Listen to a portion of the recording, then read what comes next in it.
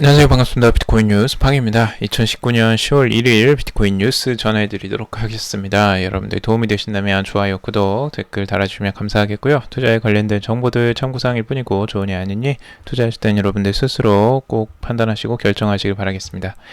자, 오늘은 이제 비트코인 관련 시세 확인부터 먼저 하고요. 그 다음에 지금 코리아 블록체인 위크에서 여러가지 지금 그 유명 인사들이 와서 실제 대담을 나누고 있는데 거기에 대해서 자세히 또 한번 살펴보도록 하겠습니다. 어떤 이야기들이 나왔는지 자세히 한번 살펴보도록 할게요. 자, 우선은 비트코인의 지금 시세들 보면 지금 단기적으로 갑작스럽게 급락을 하는 것처럼 보이다가 또 반등이 나왔습니다. 지금 현재 상황들을 보면 이 밑에서 계속 하락하는 형태로 아래를 압박하는 형태로 나오고 있는데 크게 하락은 하지 않고 있어요. 거의 그리고 지금 거래량도 계속 줄어들고 있고요. 이런 걸 보면 지금 매도 물량이 더 이상 이제 나올 때까지 계속 그 하락으로 압박을 시키고 매도를 하게 시키는 것으로 보여질 수 있고, 근데도 매도가 그렇게 크게 나오지는 않고 있다라는 거죠. 그래서 이 하단 부분을 계속 원래 깨트리면 좀 더 크게 매도세가 나오기 마련인데 지금은 거의 매도세가 나오지 않고 있는 시점이다. 그러니까 급격하게 하락을 시키지는 못하고 있는 상태인 거죠. 전체적으로 지금 매도세가 어느 정도 출현하고 거래량이 이제 줄어들고 난 다음에 다시 한번 또 반등이 나오는 양상을 보여주고 있습니다. 여기에서 좀더 단기적인 반등으로 크게 나오려면 거래량이 조금 더 터져주고 위쪽으로 9,000달러대 정도까지는 충분히 올라가야지만 진짜 반등이라고 할 수 있는데 지금 형태에서는 바닥에서 잠깐 조금 올라오는 것이기 때문에 이게 조금 더 상승을 할 수 있을지는 지켜봐야 될 것 같아요. 물론 여기까지 반등을 했다고 해서 여기서 끝나는 게 아니고 추가적으로 하락할 가능성들도 충분히 열어놓고 봐야 되기 때문에 여러분들은 이 가격대 주의하시면서 보면 좋을 것 같고요. 크게 장기적으로 가시는 부분이라면 이거는 크게 걱정하실 부분은 당연히 아닌 것 같고, 단기적으로 투자하시는 분들이 여기에서 많이 좀 걱정이 되실 것 같아서 말씀을 드려봅니다. 그리고 지금 이건 이제 4시간 봉으로 RSI를 본 건데 RSI도 위쪽으로 이제 상승을 했죠. 거의 50대까지 올라왔는데요. 추가적으로 지금 바닥권에서 상승을 한 중간 정도로 올라왔기 때문에 이 반등이 추가적으로 더 올라갈 수 있을지 아니면 여기에서 다시 또 하락을 할 수 있을지 여지가 또 생겼죠. 이게 과매도 국면이. 그래서 추가적으로 하락할 가능성들도 충분히 열어놓고 봐야 됩니다. 자, 그리고 이더리움도 반등을 했는데요. 이더리움의 반등세가 오히려 비트코인보다는 좀 더 안정적으로 크게 나오는 것처럼 보이죠. 바닥권에서 계속 밀리던 그 비트코인과는 조금 다른 차트인데요. 4시간 봉으로 봤을 때 안정적으로 움직이면서 바닥권에서 반등이 나오고 지금 이 고점을 뚫고 올라오는 형태로 가고 있습니다. 이 이더리움이 비트코인보다는 지금 조금 반등세가 더 강하게 나오는 것처럼 보이는 그래프입니다. 자, 그리고 코리아 블록체인 위크에서 나온 말이라는 기사인데요. 지금 이 코리아 블록체인 위크 지금 아시아 최대 블록체인 축제로 일컬어지고 있습니다. 여기에 참석하는 그 연사들만 해도 굉장히 많거든요. 거의 50명 가까이 되는 것 같은데 유명 인사들이 꽤 많이 모였습니다. 그래서 여기에 관심이 많이 집중이 되어 있고 도대체 이 사람들이 어떤 이야기를 하느냐 이게 이제 주요 중심 주제인데 역시 항상 빠지지 않는 우리 그 갤럭시 디지털 최고 경영자 마이크 노보그라츠가 지금 출연을 해서 이런 이야기를 합니다. 블록체인 산업의 중장기 측면에서 특히 아시아 시장을 주목하고 있다. 90년대 인터넷 열풍 당시에도 목격했지만 아시아 이용자들은 첨단 기술에 거부감이 없고 자연스럽게 받아들입니다. 블록체인도 마찬가지다. 킬링 서비스 하나만 출시된다면 아시아 지역 내 대규모 도입은 시간 문제다라고 말을 하고 있습니다.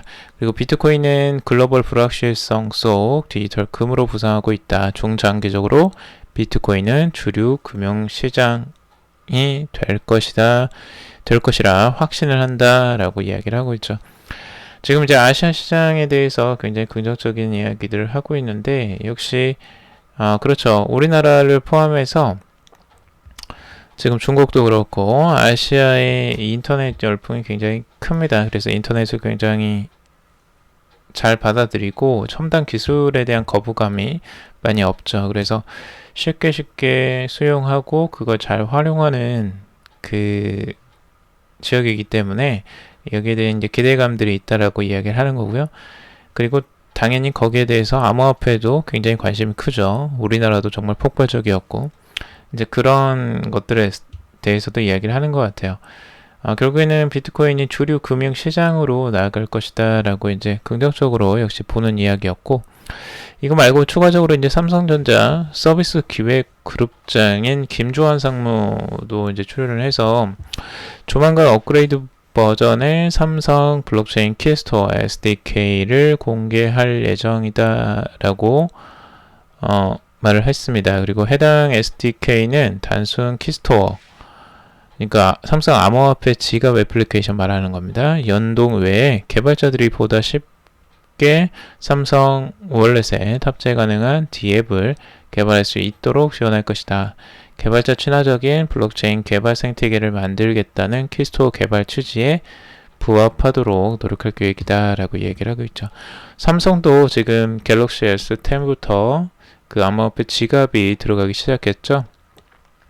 그래서 그 부분에 대한 이제 홍보를 하고 있는 것으로 보여지고, 삼성도 블록체인 기술에 굉장히 관심이 많고 실제 지금 갤럭시에도 그걸 적용을 하고 있기 때문에 여기에 참여를 해서 또 이야기를 나누는 것 같습니다.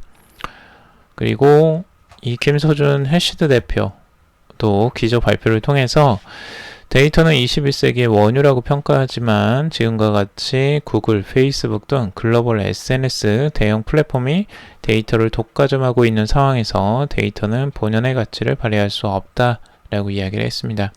그래서 블록체인은 데이터를 각 소유자에게 돌려주고 소유자는 합당한 돈을 받고 데이터를 사고 팔 수 있게 될 것이다. 특히 데이터는 향후 기본소득의 원천이 될 수 있다라고 말을 했습니다. 이게 이제 자주 나오는 이야기 중에 하나인데요. 데이터는 우리 지금 21세기에서는 정말 기름과 같은 원유와 같은 평가를 받고 있습니다. 그래서 모든 회사들이 그렇게 데이터에 목을 매고 있는 거고요. 그 데이터가 그 기업의 흥망성쇠를 좌지우지하기도 합니다.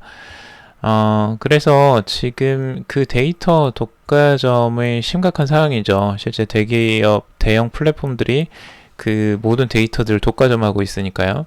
근데 이제 이 블록체인 기술이 그 각 데이터 소유자들에게 그 권한을 돌려줄 것이라는 이야기를 하는 겁니다. 그러니까 블록체인은 결국에는 그 정보를 안전하게 지킬 수 있는 기술 중에 또 하나이잖아요. 그래서 자신의 기본 정보들을 블록체인에서 각 개인들이 소유를 하게 만들고 그 소유자가 원하면 돈을 받고 데이터를 팔 수 있게 만든다는 거죠. 자, 이렇게 되면 불로소득이 생기는 겁니다. 개인들은 개인의 기본 소득 원천이 될 수 있다라고 말하는 게 이게 뭔 이야기냐면 결국에는 그 데이터를 팔고 기업으로부터 돈을 받을 수 있다라는 거예요. 그러니까 앞으로는 우리가 막 노동을 해서 돈을 받는 그런 시대에만 살아왔기 때문에 이렇게 돈을 버는 것 자체를 굉장히 생소하게 느낄 수 있는데 이 자체 데이터가 이제는 가치 있는 자산이 됨으로써 이 자산을 여러분들은 팔 수 있게 된다는 겁니다. 그래서 여러분들이 앞으로 지금 굉장히 이제 좋은 시대가 또 열리는 그 시대에 살 수 있다라는 것이기도 하죠. 내가 노동으로만 돈을 버는 게 아니고 내 개인 정보를 가지고도 돈을 벌 수 있다.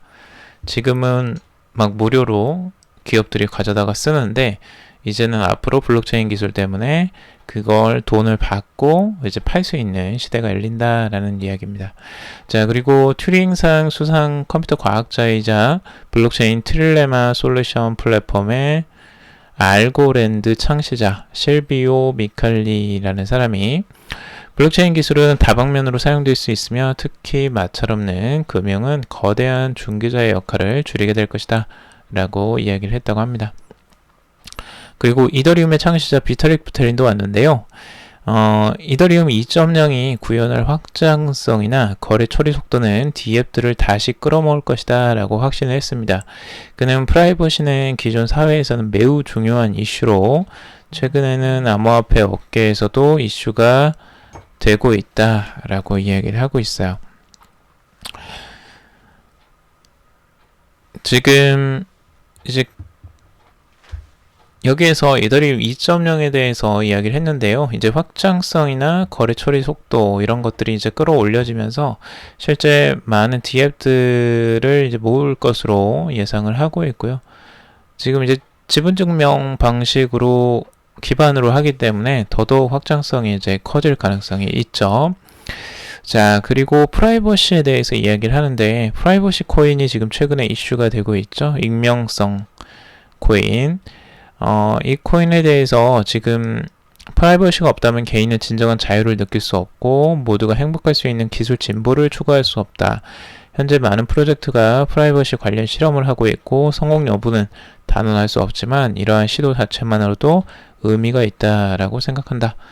이야기를 하고 있습니다. 그러니까 앞으로 이 데이터가 계속 공유가 되고 개인 정보들이 막 서로 오픈이 되는 상황에서 그걸 또 개인들은 지키고 싶어 합니다. 자신의 개인 정보를 지켜내고 싶어 하고 그 프라이버시에 대해서 굉장히 가치가 또 올라가게 되는 건데요. 그래서 이제 프라이버시 코인 같은 것들도 이제 생기는 거죠. 그래서 그걸 하기 위해서 또 새로운 기술들이 나오는 거고 앞으로도 여기에 대한 이슈들은 계속 될 것으로 보여집니다. 자, 그리고 블록체인 핵심 기술인 이제 스마트 컨트랙트를 처음 제안한 닉 자보도 출연을 했는데요.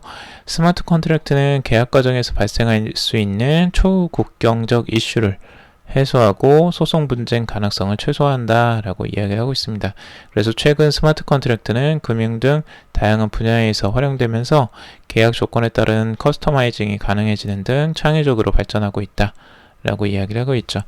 이 스마트 컨트랙트 기능은 이더리움에서 우리가 이제 최초로 선보인 기술인데 암호화폐로서는 그 스마트 컨트랙트가 앞으로 이 블록체인 기술에 정말 날개를 달아주고 실생활 서비스들에 굉장히 큰 역할을 할 것으로 기대를 하고 있습니다. 그래서 이제 스마트 컨트랙트도 우리가 주요적으로 봐야 될 기술 중에 하나이고요. 자, 그리고 마이클 로버그라츠 암호화폐 투자 스토리에 주목하라 라는 이야기를 했는데요. 지금 이제 디지털 캐피털 매니지먼트의 CEO인 이 노보그라츠가 여기서 말하는 이게 스토리를 중요하게 생각을 하고 있습니다. 그래서 이런 이야기를 하는데 시장은 스토리가 중요하다.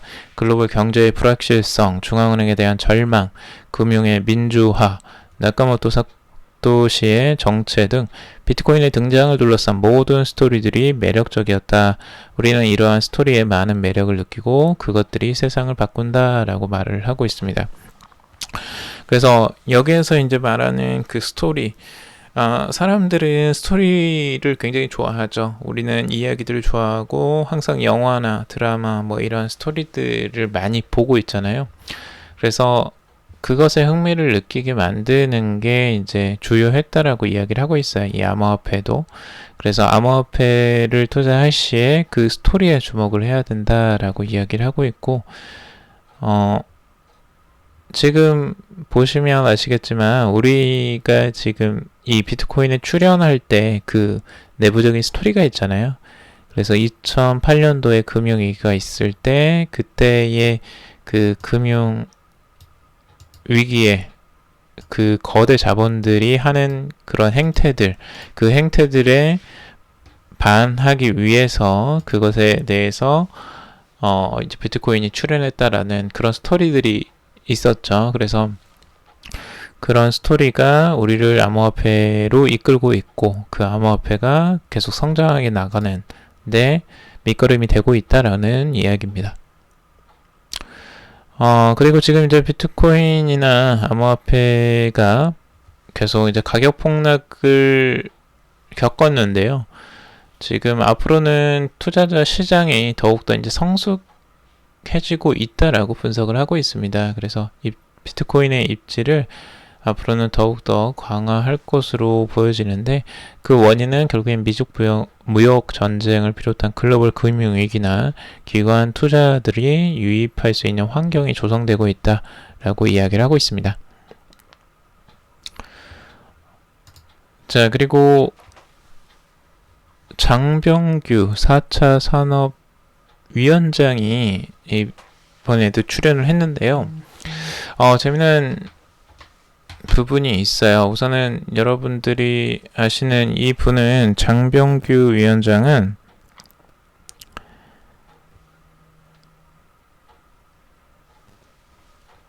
암호화폐 이제 제도화를 내용을 두고 이야기를 하고 있는데 지금 4차 산업위원장으로 지금 위촉이 되어 있죠. 그래서 정부에 이제 직접적으로 대통령 직속으로 되어 있는 이 위원장으로서 역할을 하고 있는데 이제 정책 제안을 합니다. 보통 정부에 정책 공고안을 내고 이런 부분에 대해서 이렇게 시행을 하는 것이 좋겠습니다. 뭐 이런 제안을 하는 겁니다.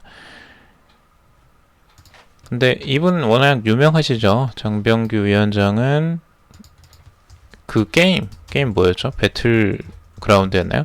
배틀그라운드를 만든 이제 블루홀 거기에 위원장으로서 의장으로서 역할을 했었던 분이죠. 그래서 사업도 굉장히 잘 하셨고, 그래서 이 4차 산업혁명에서 굉장히 큰 역할을 할 것으로 많이 기대를 했었는데, 지금 이분이 이제 생각하시는 내용들이나 지금 국내에서 암호화폐 제도가 어떻게 잡혀가는지를 살짝 힌트를 볼 수가 있습니다.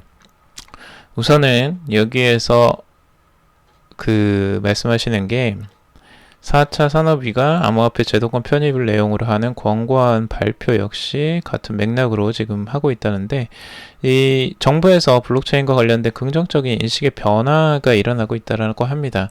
그 증거로서는 이제 부산 규제 자율 특구 지정을 이야기를 하고 있죠. 여기에는 좀 좋은 점도 있고 이제 안타까운 점도 있긴 하죠. 우선 블록체인은 기본적으로 중요하게 생각을 하지만 암호화폐에 대해서는 아직까지도 좀 제재를 가하는 그런 부분들이 안타깝게 생각을 하고 있었는데 이 부분도 이제 많이 나아지고 있는 거라는 거죠. 결국에는 그래서 지금 발표하는 권고안의 목표이자 가장 큰 틀은 이제 양질의 일자리 마련이 중심이 되고 블록체인과 암호화폐 관련 내용은 지능화 혁신 기반 중 하나로 AI, 데이터, 사이버 보안, 벤처 생태계와 함께 공식 포함되었다라고 이야기를 하고 있습니다.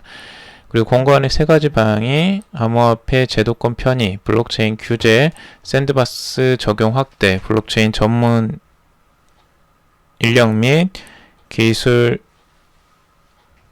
기업 육성이다라고 이야기를 하고 있죠. 여기 재미난 게 있는데요. 올해 6월에 FATF 국제 자금 세탁 방지 기구에서 자금 세탁 방지 권고안이 나왔고 국회에 올라간 개정 법안이 통과돼 자금 세탁 방지 규제가 한국에 자리 잡으면 암호화 자산 투기도 어느 정도 관리 가능한 범위 내에 들어올 것이다 라고 이야기를 하고 있어요. 그러니까 이번에 업비트에서 프라이버시 코인 익명성 코인들 있죠. 그 코인들을 이제 상장 폐지한다라고 이야기를 했었죠. 그게 이 원인 때문에 지금 그랬던 것으로 지금 나오고 있었는데, 요 내용이 결국에는 이제 법안이 통과되고 여기에 들어가게 되면 이제 거래소 자체에 제재가 들어올 수 있기 때문에 미리 손을 썼다라고 하는 부분이 어느 정도 맞아 떨어지고 있죠. 그리고 이렇게 되면 이제 암호 자산 제도화도 충분히 가능해져서 암호 자산을 제도권에 편입시키자는 것이 권고안의 주요 내용 중 하나가 될 것이다 라고 이야기를 하고 있어요. 그러니까 굉장히 중요한 부분은 암호화폐를 제도권에 편입하자라고 제안을 하는 거예요. 굉장히 과감한 제안이고, 지금 정부로서는 이 암호화 자산에 대해서 되게 보수적으로 접근을 하고 있는데, 그 부분에 대해서 적극적으로 제안을 할 것으로 좀 보여집니다. 암호화 자산을 빼고 블록체인을만을 이야기하는 거는 아무래도 한계가 있죠. 그래서 그런 부분들은 굉장히 좋은 부분인 것 같고, 그렇다고 해서 모두 뭐 다 푸는 건 아닐 것 같고요. 암호화폐 비즈니스 자체를 이분이 하는 이야기도 암호화폐 비즈니스는 보수적 관점에서 허용해야 하는 것이 사실이다 라고 이야기를 하고 있어요. 그래서 잘 풀려서 지금 암호화폐에 대한 국내 인식이 조금 달라지고, 이게 어느 정도 자리를 잡는 계기가 되기를 좀 바랍니다. 자, 그리고 벡트인데요. 벡트 스타벅스 외에 이제 비트코인 결제 가능 소비자 브랜드와 접촉을 하고 있다라고 이야기를 하고 있는데, 지금 벡트가 거래가 시작되고 나서 그렇게 뭐 큰 힘을 발휘하지 못하고 있어요. 그래서 지금 현재 이제 다른 여러 가지 대안들을 찾고 있는 것으로 보여지는데, 우선 벡트는 지금 이제 선물 거래뿐만 아니라 추가적으로 카드를 하나 더 가지고 있죠. 스타벅스라는 카드를 하나 가지고 있습니다. 결국에는 스타벅스가 지금 벡트 대주주이기도 하죠. 그러니까 지금 저번에 기사를 봤을 때에는 벡트 쪽에서 이제 스타벅스의 주식을 기부를 했던 것으로 기억을 하고 있어요. 그냥 무상으로 줬다라는 부분도 있었는데, 스타벅스는 되게 이제 보수적으로 지금 접근을 하고 있지만, 그래도 이 부분에 대한 관심이 꽤 있는 것으로 보여지고, 결국에는 이 벡트에서 여기를 보시면 아시겠지만 벡트의 주요 주주입니다. 벡트의 주요 주주인 스타벅스는 벡트의 결제 소프트웨어를 매장에 설치할 계획이며, 이를 통해 고객은 비트코인으로 매일 구매할 수 있다라고 이야기를 하고 있죠.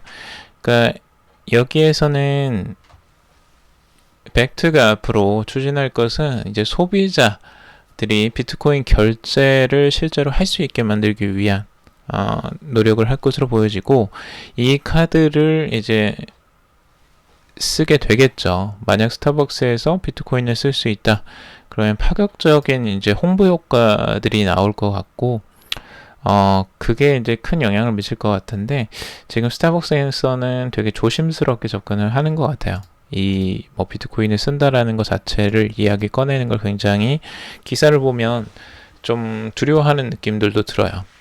그래서 자신들은 직접적으로 비트코인을 쓰지는 않는다. 그 대신 비트코인을 이제 그 달러로 환전을 해서 이제 받는 형식으로 하는 것들, 그런 대안들이 이제 막 이야기들이 나오거든요. 그래서 이제 그게 적용이 되든 어쨌든 비트코인을 사용할 수는 있는 거죠. 그래서 그런 가능성이 있기 때문에 그걸 많이 기대를 하고 있고, 실제 켈리 레플러 벡트 CEO도 벡트는 디지털 자산을 수용할 수 있는 소비자 브랜드들과 대화를 거듭하고 있다라고 밝히고 있습니다. 그래서 앞으로 이 소비자 브랜드들이 늘어날 것으로 보여지고 있어요. 이 벡트를 통해서. 자, 그리고 존 메가피 비트코인 중기 가격이 5만 달러를 확신한다라고 이야기를 하고 있습니다. 2020년 말 100만 달러를 전망을 유지를 하고 있다라고 이야기를 하고 있는데, 뭐 존 메가피는 워낙 뭐 긍정론자 중에 한 명이긴 한데, 세계적인 보안 소프트웨어 이제 메가피의 창업자였었죠. 근데 많이 좀 괴짜로도 많이 알려져 있고, 많이 여러 가지 말들도 많긴 합니다. 근데 이번에 비트코인의 급락을 무시해라 라고 이야기를 하고 있고요. 비트코인이 중장기적으로 5만 달러에 달할 것이다. 그리고 피터 브란트의 전망을 여전히 확신한다. 또한 2020년 말까지 100만 달러에 달할 것으로 기대한다 라고 이야기를 하고 있습니다. 그래서 피터 브란트는 여러분들에게 많이 제가 말씀을 드려서 아실 거예요. 이 암호화폐 이제 트레이더입니다. 굉장히 유명하신 분이고 나이가 좀 있으신 분이에요. 오래 경력을 가진 베테랑 트레이더인데, 그분이 이제 최근에 비트코인이 네 번째 파라볼릭 상승 포물선에 진입한 정황이 나타나고 있다라고 이야기를 했죠. 그리고 비트코인을 매입하기 좋은 시기다라고 진단을 한 바도 있었는데, 그때 비트코인이 5만 달러를 웃돌 것으로 예상을 하는 그 전망을 내놓기도 했었어요. 그래서 그 부분에 대한 이제 동의를 이야기하고 있는 거죠. 자, 그리고 리플도 이번에 이제 시세가 급등이 나왔다고 하는데, 급등이라고 하기에는 조금 그 정도까지는 아닌 것 같은데, 우선은 이제 호재 뉴스들이 나옵니다. 이제 반등을 하니까. 여기에 리플사의 이제 공식 채널을 통해 아이슬란드 소재 암호화폐 트레이딩 기업 알그림을 인수를 했다라고 밝혔습니다. 그래서 아이슬란드 알그림을 인수하고 개방하게 되면 리플의 전 세계 진출이 가속화되어 리플넷의 전략적 파트너와 금융기관이 진출하게 될 것이다 라고 분석을 하고 있고요. 리플은 국경 간 거래에서 XRP를 활용하는 엑스래피드 12개 파트너를 포함해서 200개 이상의 파트너를 리플넷에 합류를 했다 라고 소식을 전하기도 했습니다.